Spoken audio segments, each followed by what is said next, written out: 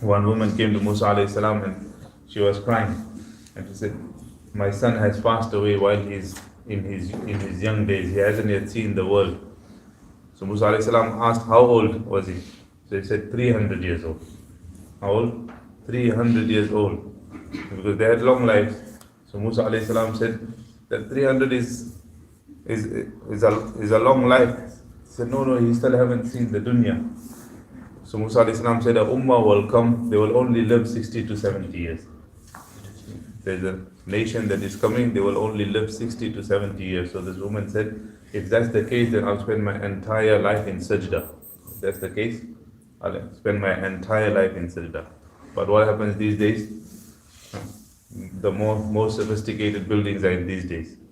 The Burj Khalifa and this Burj and that. The Eid Mubarak was today also, on the Zamzam Burj. They send Eid Mubarak message after Maghrib. So most sophisticated buildings are in these days.